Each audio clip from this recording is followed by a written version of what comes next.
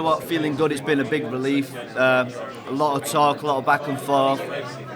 Fights rescheduled, injuries, and for me, it's just a big relief now to beat him and put that chapter to bed.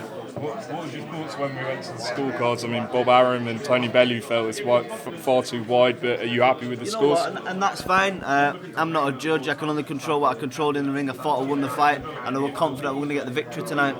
Were you comfortable, throughout the rounds? Did he hurt you at all in there or not? No, there was a couple little niggles in the fight. Felt like I controlled the fight. Definitely no win. Definitely didn't get hurt by him. Probably got caught with a couple of shots. That's boxing, but overall I felt in control. Jack, how pleasing is it that not only did you produce a better performance, Josh did as well. He sort of proved that, look, he isn't finished and he'll probably carry on and move to 147. So you didn't just beat a version of Josh Taylor where he was finished. He came and he was very game in this fight. You must take a lot of satisfaction knowing you've beat a very good version of Josh Taylor there. Yeah, of course, and he's had the extra 4 weeks. We know he's had the injuries, and we've said it from the beginning. We want Josh to prepare well and to have no excuses after the fight, and I think tonight he turned up and he'd had his delays and ultimately I beat him at his best, and that's what I wanted to do. Did anything in there tonight surprise you? Because it was far different from the first fight. I think Eddie said, he goes, after the first round, that first round was better than the whole of the last fight.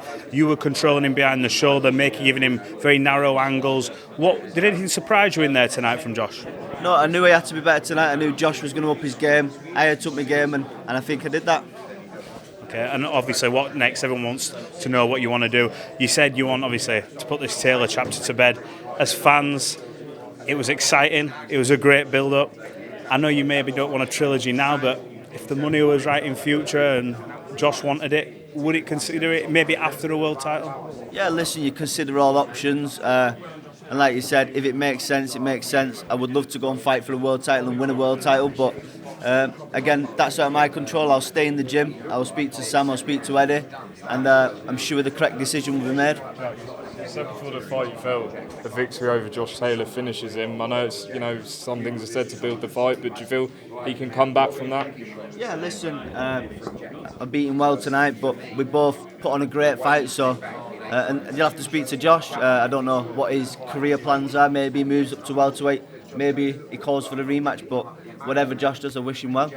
Jack, we often see these rivalries in years to come. Everyone sits down, maybe shares a beer. You look at the likes of Groves and Frotch, who are now doing tours, like a 10-year tour and stuff like that. Do you think at some point, maybe, I don't know, a few months down the line, if you see each other at a show, there'll be a shake of hands, and maybe, I know there's a lot gone on, by the way, in the build-up to this. I'll shake his hand. We've done 24 rounds together.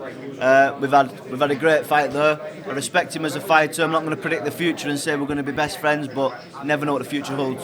Ideally for you mentioned in the press conference, but Teofimo next. Why does that fight appeal to you most out of all the big names there? Because there is literally a stacked division there for you. Yeah, there's a stacked division. Listen, I love the Haney fight. I love the Teofimo fight. I want to fight for a world title, and any of them guys. Did you get a chance to speak to Josh backstage or in the dressing room? No, I've not spoken to Josh. Joe Mack come in, congratulated us, and you know what? Like you said, might bump into him, but whatever Josh does now, wish him all the best. How are you going to celebrate tonight? You know what? I'm going to get back tomorrow, see my little girl, and have a nice chill this week. Get married next week, so time to wind down for a bit.